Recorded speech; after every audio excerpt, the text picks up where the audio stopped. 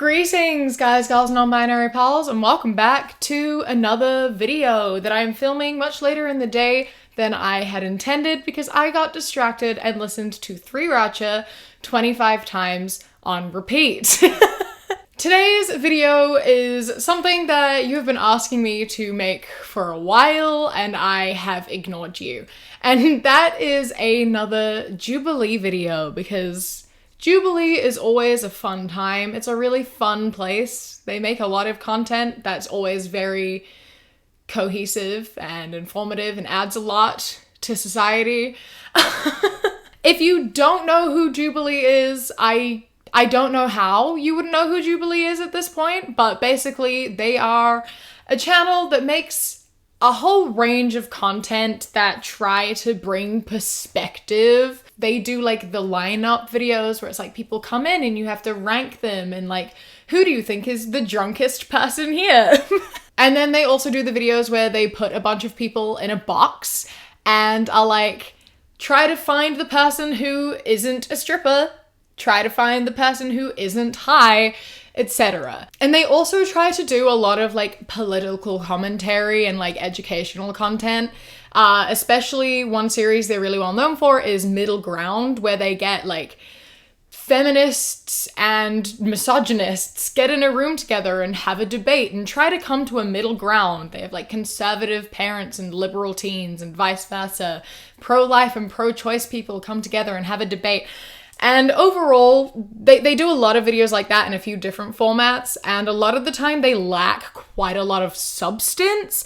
Like, they're a really good idea, but a lot of the time the people who like volunteer to be on those shows aren't the like most well-versed in the topics. Like, they have really strong beliefs, but they're not really great at like talking about it and conveying it, and they don't have like mediators, and it can be a little bit of like, nah.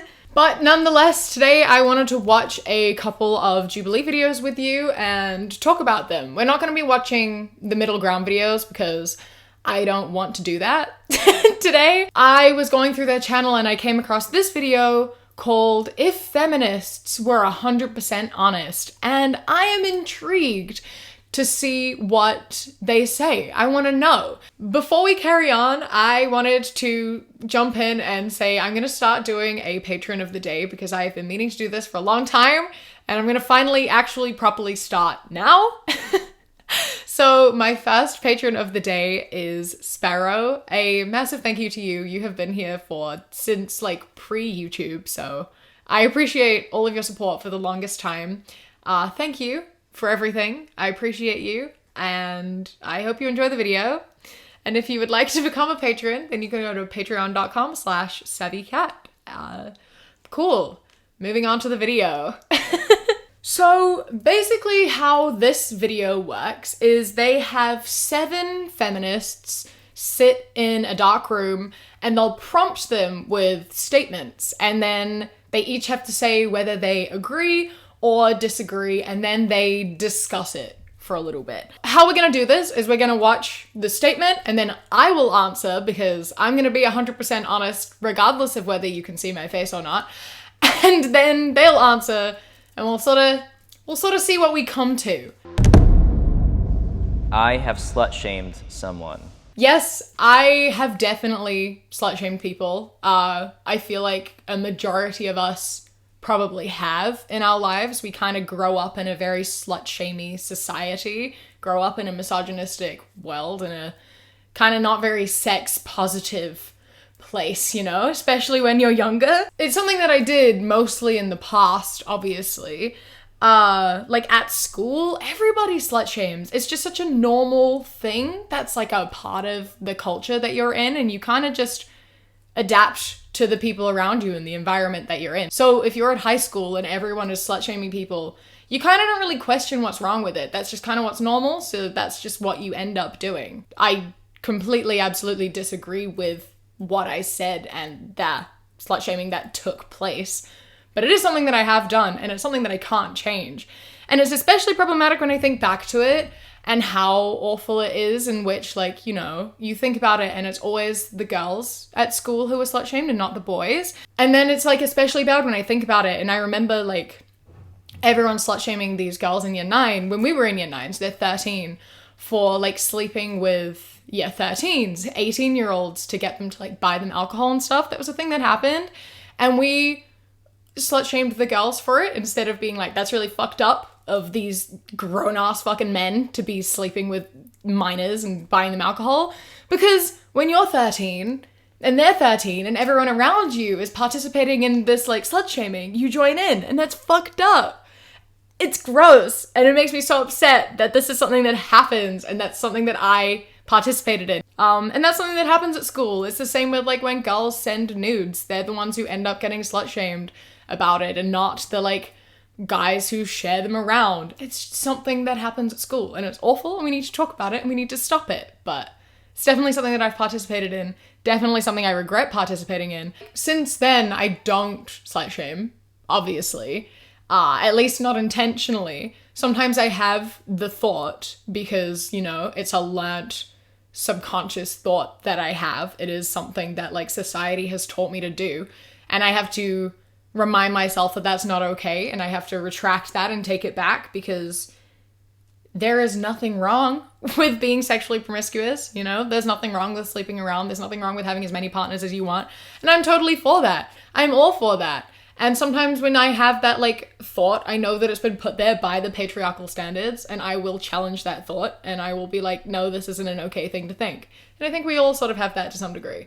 And I'm just hopeful that as time goes on, those thoughts stop being the first thoughts people have, and it stops being a subconscious bias. Yeah, you can't pretend your past doesn't happen. You can't pretend you don't have a subconscious bias that you've learned throughout your life.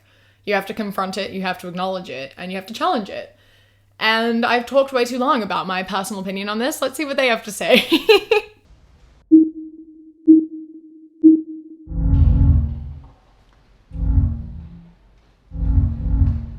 So they all agree, which, yeah, that makes sense. As I said, we grow up in a society in which we all, like, actively learn to slut shame, which is sad, but it is the reality.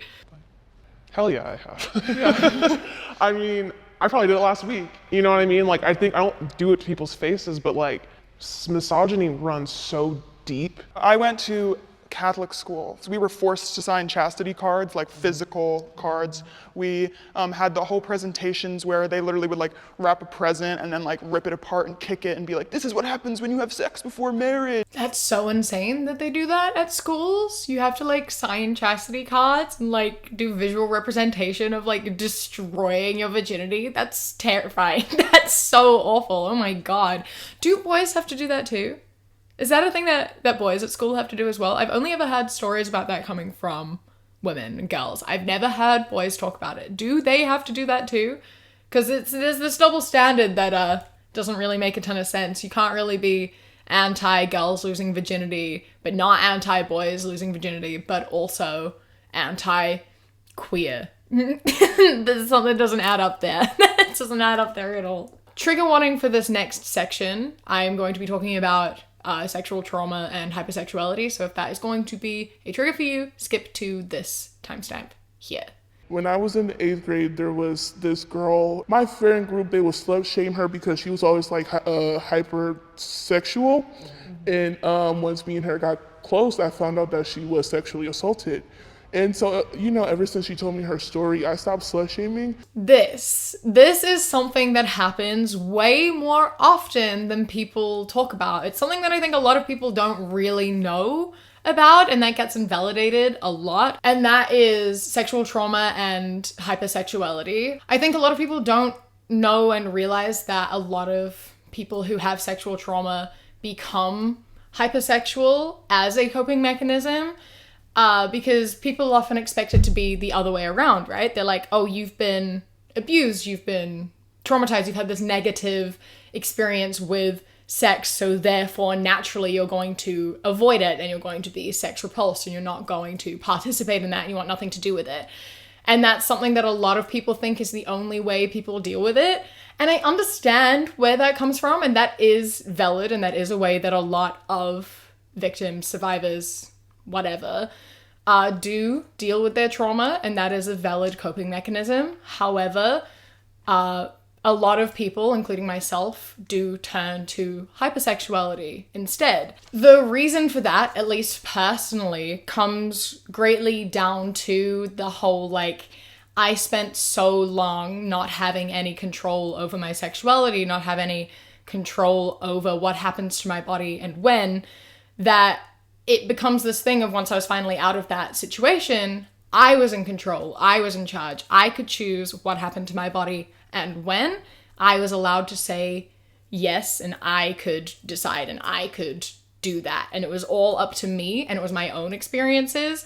And so that's something that works for a lot of people. That really helped me reclaim my body and ownership of myself and figure myself out more in a lot of ways. And sometimes it is a very empowering and helpful and healing decision, and then other times it's not.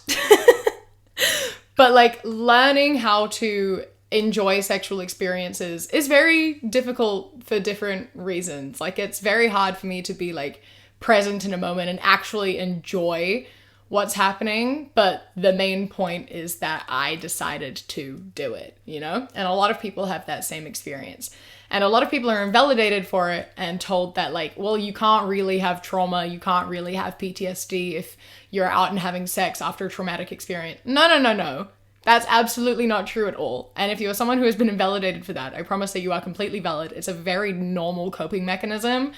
And I'm sorry that it's something that you feel like that you have to do. I just wanted to talk about that because a lot of people don't, and a lot of people do feel invalidated. And it is an absolutely fine and normal coping mechanism. You just have to make sure that you are safe and that you are healthy and that you are looking after yourself.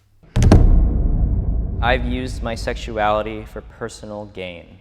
I don't think I've used sexuality as a personal gain other than like, you know, using my queerness to build an audience or whatever, but that's not that's not the type of sexuality they're talking about.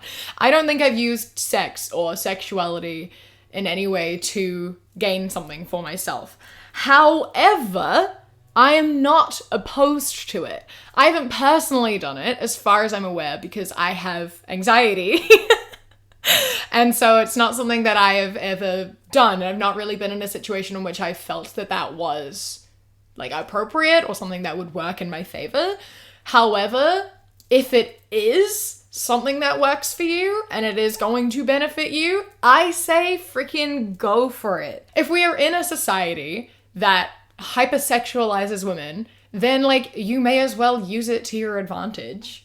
Like get something out of it at least. If you're going to be oppressed for it, use it. This is effectively just what sex work is, right? It's like exchanging sex for like monetary value. Like you give someone some sex or something sexual and you get money from it. Like that's your job. That's sex work. That is using sexuality to gain something. And that can be something that isn't monetary. You could like, you know, sleep with your boss and then get a promotion. Like if they're willing to do that, why not do it? You know, that's on them. If they're willing to do that, then like they get something out of it, you get something out of it, as long as you don't ever feel forced into a situation.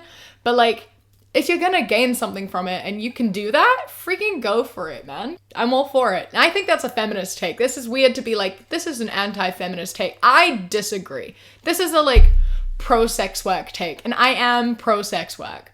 And like, that doesn't have to be for money. It can be for literally anything. And you know, just freaking go for it. Listen, if I'm gonna be oppressed for it, I'm gonna use it to my advantage when I want to. Exactly. Not monetary personal gain, but internal personal gain. Fitting in, getting positive reinforcement, that sort of thing. I still feed into the insecurity of if I'm not getting that, like what am I worth? I'll be, you know, getting dressed for a night out or to go out, and I'm like, why am I wanting to dress a certain way? What kind of attention do I really want to get? Yeah, I get this in terms of like, yeah, sometimes you realize you're like, it's this weird thing of like, we have been trained to believe male approval is very important, and so like, it's awful being catcalled and sexualized in public. However, we have been kind of conditioned to think that this is a normal thing. So if it doesn't happen, there's something wrong with us. So it's really frustrating and awful double-edged sword of like, I hate being approached on the street. I hate being catcalled. It makes me really uncomfortable. I understand it's just like a power thing and it's gross and I hate it. But at the same time, if it doesn't happen, you almost feel like there's something wrong with you because you've been told that it's a thing that happens and it's a normal thing to happen. And it's something that I think a lot of women struggle with, is this like push-pull of like, I hate it and it makes me uncomfortable, but also the desire to be noticed. And it's something that needs confronting. And basically the solution is to stop normalizing sexualizing women in public places and in non-sexual situations. Like, it's like the whole victim blaming thing of like, you're asking for it for wearing that. It's like that, saying that enforces the idea that what you're wearing correlates to consent. It's not that people prey on women for wearing short skirts because they're wearing short skirts and that's like sexually appealing. It's that people will prey on women wearing short skirts because they know that then they have an excuse for it because they can say, well, she dressed like that. It's not the actual thing that they're saying. It's the thing that they're saying that makes them do the thing. That's terribly worded. It's not that catcalling is normal nor should be accepted. It's that we are told that it is normal and should be taken as a compliment. That like we almost crave it, but we hate that we want it, you know? And I don't want it, but my brain also, you know, it's complicated, very hard to explain. But I'm sure you understand what I'm trying to say. Not all women should be believed. Yes, not all women should be believed because sometimes the perpetrators are women. You should not always believe women. You should always believe the victim. It doesn't matter what their gender is, you believe the victim. I think that the first thing that jumped into my head that made me like go with, I agree with this, is all those stupid ass white women that call the cops irresponsibly and without reason and stuff like that. That's sort of where my logic went in on this. That's interesting. I hadn't considered thinking of it outside of the like sexual harassment sort of perspective, because usually when this question is asked, it is talking about that. And I believe that was what this statement was referring to. But yeah, it's interesting that we've like sort of generalized that statement into just being about sexual harassment and assault and not just in general. And I did that as well. But like, yeah, obviously there are a lot of situations in which women shouldn't necessarily be believed. I think for me it comes from the misogynistic like idea that a lot of women just like lie because they're like Jezebels and you know, like they're just kind of, we're just like tricksters for some reason. Like a lot of people, specifically men, think like, oh well, they're just saying it to get fame or fortune or whatever. And I'm like, can you name one of the people that Bill Cosby assaulted? No. Literally, this narrative of like, it ruins lives, they do it for attention, etc. is so insane. Because like, when has it ever gotten anyone positive attention? Ever. It literally has not. As she said, can you name any victims who have spoken up about sexual assault or harassment towards them? But I can name a bunch of men whose lives it ruined, who still have very successful careers, such as Chris Brown and Donald Trump, who is running for president again. Like, it doesn't ruin lives. It really doesn't. Going to the police, reporting stuff, etc. doesn't do jack shit to anyone. Canceling men is necessary for progress. The phrasing of this and a lot of these questions or statements is really strange, because does this mean like canceling individual men, or does this mean like canceling men as a whole? Because those are two very different things. I believe that men and everyone needs to take accountability for their actions, absolutely. And there are two sort of options for this. There is one where you have to give people the opportunity to like apologize and learn and grow from their mistakes and become better people. And then there's the flip side with people like Andrew Tate, who I think it is absolutely necessary to deplatform them, to send a message and tell people that, you know, it's never okay to be such a terrible person. and have a platform. Saying that you cannot have a platform when you are spreading such awful, toxic, dangerous shit, I think is very important. And unfortunately, some events have happened in which he is no longer deplatformed and he has returned, which is super fun. I believe there are instances in which, yeah, it is necessary to cancel people and to not forgive them. But cancelling men as a whole is an impossible and unnecessary task. Individually, yes, occasionally it is called for to like deplatform someone, but as a whole, no. I'm not necessarily pro cancel culture, but I'm pro holding people accountable. With canceling men, I feel like we saw this a lot with Andrew Tate. It was really good that we were bringing attention to it, and women saw how much of a scumbag he was. And I feel like a good amount of men did too. But at the same time, it became kind of like a joke. It became entertainment for men. Like if somebody really and truly, I think, should be canceled like fully, they should just be like convicted, like put behind bars. Like there is a crime, a real crime. Absolutely. I absolutely agree. That's what I was just saying, right? Of like, accountability is important. People need to learn what their mistakes are and they need to grow from them and learn from them and like accept their wrongdoings and try to become better people. And then sometimes they don't listen, they don't care, and they continue being terrible people and they do really actively harmful shit like Andrew Tate, and they should genuinely be convicted. Sometimes jail doesn't even work because like Bill Cosby's out of jail. Like he got out on a technicality. It's exactly, I don't trust the system. The example I'm currently always going back to is the Brock Turner case. Yeah. Because if he raped a girl and he got 6 months probation, served 3 of it, and the way I've seen cancel culture help in that case, I feel like sometimes cancel culture can step in where the law and our government and our judicial system fail. The justice system when it comes to this sort of stuff is absolutely fucked up. Like pretty much everywhere. No, everywhere.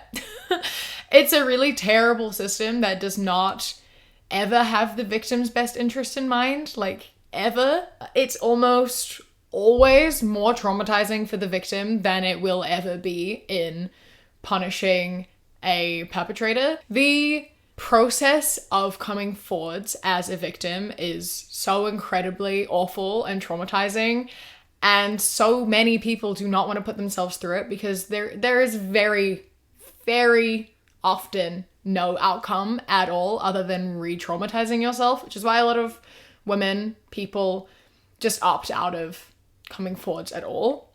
Trigger warning here once again for talking about abuse and the justice system and how they handle it. I remember coming forwards and going to the police with mine because I was going to the police to report him for like stalking, showing up at my house unwantingly, and I needed a protection order. And then my friend like encouraged me to like, go further and report it as abuse. And so I was a minor as well. So the whole process is basically I then had to make like an appointment across the road from the children's hospital, and I had to go in and you have to sit in a room in front of a camera and they prompt you with questions for 2+ hours and you have to explain everything you remember in excruciating detail to a camera. And it has to be very factual, it has to be very non-emotive, and you have to explain it very graphically. And they ask you everything. And then they give that to a detective who naturally doesn't really give a fuck. And nothing comes out of it. Nothing. I got told that, he after took like a 6 months to a year probably for anything to even happen. But I remember getting a phone call from the detective saying he had talked to my ex and he was like, well, he cried. So he said he didn't know, he had no idea. He feels really bad, he didn't know that he was doing this. He didn't know that he hurt you and he feels really bad. He was crying. And also he has screenshots of text messages where you seemed to be consenting. And so it wouldn't go down well in a courtroom because you said yes a couple times. So I'm really sorry, but there's nothing we can do, which is really fun. There was no point. He didn't tell him he even did anything wrong, really. It was just like, oh, I'm sorry you're crying. I mean, I guess the good thing is that in New Zealand, if you have sexual trauma when you're a minor, you get free trauma therapy, but you also have to go through a process of 6 separate sessions going into detail about what happened so they can submit it to ACC in order for you to get approval for that therapy, which is another really fun and traumatizing process. But basically, it's always more traumatizing for the victim. And if it does go to court half the time, yeah, like, fuck all gets done about it, right? Like, Brock Tanner got 3 months. People get nothing. And then victims leave more traumatized than when they went in. And perpetrators walk away completely scrape-free. So, like, why trust the system, you know? Abortion is murder, and I still support it. I disagree. Abortion is not murder. It's technically ending life, right? Because, like, technically the embryo is alive, in a sense. It just doesn't have sentience. So it's sort of similar to, like, a plant. And I don't view, like, picking a flower as murder. So I don't see abortion as murder. I feel like it's a really worded question in a way. That's interesting. Yeah, I didn't think about the phrasing of the question. I don't want to get flamed for this. No, but I think I have a rationale. Yeah. I love seeing the people who obviously like agreed with the statement, but were afraid to agree until someone else did, and they're like, oh great, I can switch. It kind of takes away from the fact that this is meant to be like anonymous, like telling 100% the truth if feminists were completely honest, because they were still worried about being judged in this room, which is completely meant to be judgment free. It just kind of takes away from the purpose, and I think it's quite funny. Yeah. So I 100%, anybody that wants an abortion should have full access, no barriers, everything. I think, and I'm not even sure I agree with saying that it's murder, but I think that sometimes people talk about abortion very callously and ignore the like trauma that is associated with it. Abortion definitely is a very traumatic thing to go through, and I do think a lot of the time people do talk about it way too lightly, especially if it's not a situation in which you have ever been in. I feel like it's not something that we should be taking so lightly, because it does invalidate a lot of people who have had very traumatic experiences. Abortions aren't something that people want. It's a choice that people are like forced into. And I understand using self-deprecating humor and like coping with your own trauma through using humor in that sense. But when it comes to people who have never had to go through that, I don't think it's appropriate to make jokes about it, you know? Like, we've kind of have started taking it like way too lightly when it is not something to be taken lightly, and it is a really traumatic experience for a lot of people. It's not a decision I've ever had to make, but it is something I have been afraid of and worried I would have to make when I was younger. And like, that was really scary, and it's not a fun situation for anyone to be in, and I think that people do take it too lightly. I absolutely agree. If it were to be considered murder, I would still support it. This is a really interesting way of interpreting this statement, and it's a real testament to how vague these statements have all been.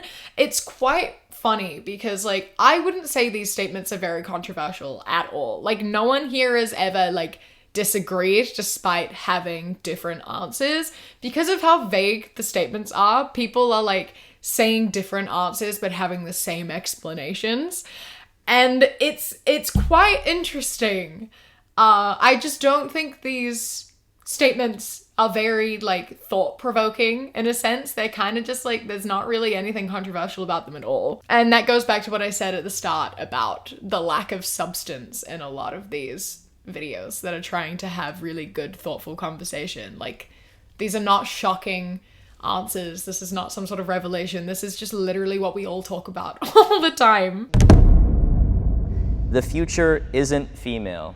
The future isn't female. I agree. I don't think the future has a gender. I think that the future is just about everyone. We should just all be people. And we should all exist equally and freely to be who we want and express ourselves how we want, do what we want. We should all have the same opportunities. We should all have the freedom to do whatever. And so the future is everyone. It's like the future is female, yes, because the future includes female people. The future includes women being on an equal standing point to men. It is female, but it is also male. It is also intersex. It's also non-binary. The future is everyone. As much as I want to fight for it, I see this misogyny in my brothers, and you know, my father even told me when I was in high school, I asked him, I said, do you think men are superior to women? And he said, yeah, to my face. So that hurts. And to see that, it puts a really gray tone over the world for you. Again, I hadn't considered this as a way to interpret this question, the actual literal meaning of like the future is female being like, I unfortunately don't think it is because misogyny runs so deep. And that is really bleak and really sad, but unfortunately for the foreseeable future, very true. These statements have been so vague. But anyway, this was the video. I hope that I exposed all of the feminist secrets by being 100% honest with you, because I'm obviously never 100% honest. I was gonna look at another video, but I have been here for way longer than I thought I would be. It's been over an hour and I did not anticipate that. So this happens to me a lot. I get really carried away talking my own thoughts instead of like actually talking other people's thoughts. Yeah, some really interesting statements and conversation happening over on the Jubilee channel. I didn't really learn very much at all. I don't think we really covered anything that we didn't know already, but here we are. I did find it quite interesting. I did enjoy hearing their perspectives of like the statements and seeing where they came from and how I like read the statement differently to them. I thought that that was really interesting, but I think ultimately we all agreed on everything. So yeah, secrets exposed. I guess. A massive thank you to my Sprout and Above patrons whose names are up on the screen right now. And a huge thank you to our Kiwi Cat patrons. Wolf, Toulouse, Bobby, Sparrow, Josh, Mandy, Robbie, Silly, Ikazel, Non-Euclid System, Ishita Hope, Eldo, and Ida. I love and appreciate you all so, so much. Thank you so much for joining. If you would like to become a patron, you can go to patreon.com/savvycat or click the link in the description. For as little as £1 a month, you get my videos a day early, as well as podcasts a week early. You also get things such as outtakes and monthly live streams and bonus vlogs, etc. From £3 and up. So your support means the world. I appreciate it hugely. Don't forget to follow me on Instagram, The Queer Kiwi, and Twitter, That Queer Kiwi. I hope that you enjoy the rest of your day. Stay safe. Keep fighting. I love you. Mwah.